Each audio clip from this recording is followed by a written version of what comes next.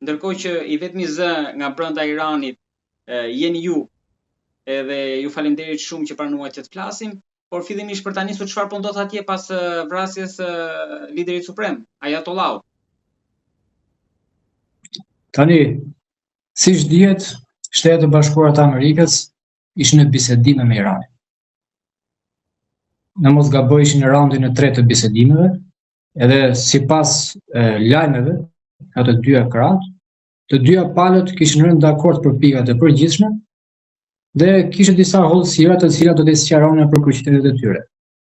Ndërkohë, ndodh një sulm i befasishëm, një prerje në besë, le të themi, nga ana amerikane, duke tradhtuar bisedimet, duke tradhtuar diplomacinë dhe duke e kthyer menjëherë në një agresivitet luftarak dhe një sulm të pabesishëm dhe paburrishëm.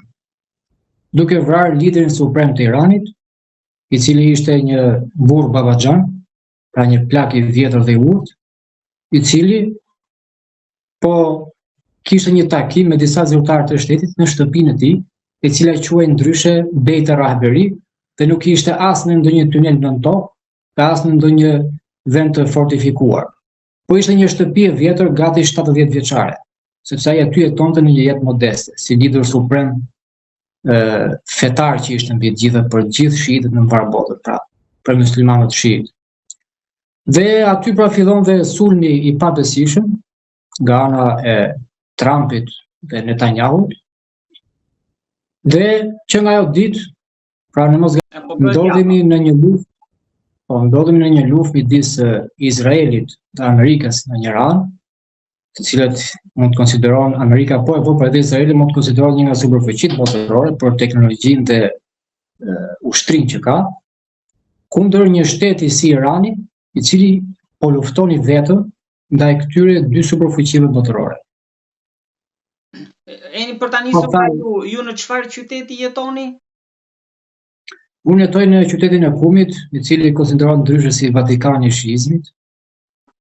Këtu pra është vendi ku vinë shiitët nga mbar bota për të studiuar islamin shit. Ka pasur sulme aty, ka pasur goditje? Goditje ka pasur, por më të rralla, më të shpeshta janë në Teheran. Sigurisht që është kryeqyteti dhe aty ndodhen më së shumti edhe udhëheqësit politikë. Ju keni pas probleme këto ditë? Falë Zotit, deri tani jo. Deri tani jo, por lufta bën të vetën. Pra, kemi pasur probleme internetin për të lidhur, për të kontaktuar me familjarët dhe gjëra të tilla që zakonisht janë më së shqetësuese për familjarët. Po me shqiptarë të tjerë që jetojnë aty dhe punojnë, keni kontakte, ndoshta në Teheran që mund të kenë pas probleme? Ne nuk kam shumë kontakte, por sipas informacioneve që kam dëgjuar, janë të gjithë mirë. Disa prej tyre janë kthyer në Shqipëri. Edhe rrugët, falë Zotit, nuk janë të bllokuara si për shembull në vendet e Gjirit, për shkak se kemi dhe kufi, pra Iran me Turqinë dhe mund të largohen nëpërmjet rrugëve toksore. Pra janë kthyer tani pas sulmit, ka nisur kthimi. Pas sulmit, sepse askush nuk do të rrezikojë jetën e familjarët të tij. Atë vendos familjen në rrezik.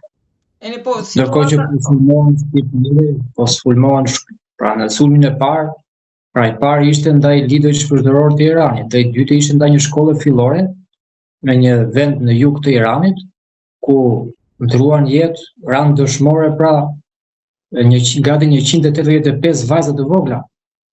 Pra që ishin në shkollë, prindit i kishin dërguar për të mësuar në shkollë dhe kur marrin lajmin shkojnë dhe marrin trupët e tyre të pajetë. Pra një sulm i cili pretendonte të sillte demokraci Iranit. Pra kjo është demokracia që këta njerëz kërkojnë të imponojnë një vendi të pavarur, pra duke vrarë 185 vajza të vogla në një shkollë fillore. Pa atëherë çfarë po ndodh? Përse po bëhet kjo? Tani pse po bëhet, tani arsyet kryesore i dinë më së miri ata që po veprojnë, sepse ju thonë që me vrasjen e liderit suprem nuk është se u rrëzuar regjimi. Absolutisht nuk bëhet fjalë të rrëzohet regjimi, sepse bota e shiite nuk vuan nga dietar. dhe nga njerëz të ndritur dhe të urtë, të cilët kanë aftësinë për të udhëhequr një vend si Irani edhe në vitet në vazhdim. Pra, ata kanë bërë, pra ne duhet të kuptojmë një gjë. Kemi të bëjmë me dy njerëz si Netanyahu dhe Trump. Pra Netanyahu njihet mjaft mirë që është gjakatar, pra është i pa shpirt, njëri pa moral, i cili ka vrarë dhe masakruar fëmijë në Gaza. Në nga ana tjetër kemi njëri si Trump, i cili nuk donte ta sulmonte Iranin, por për shkak se është në rangun e atyre njerëzve që kanë marrë pjesë në doshjen Epstein, u bëhet shantazh mjaft lehtë dhe për këtë arsye detyrohen të futet në një luftë që nuk është e Amerikës, sepse nuk kërcënohen në interesat amerikane.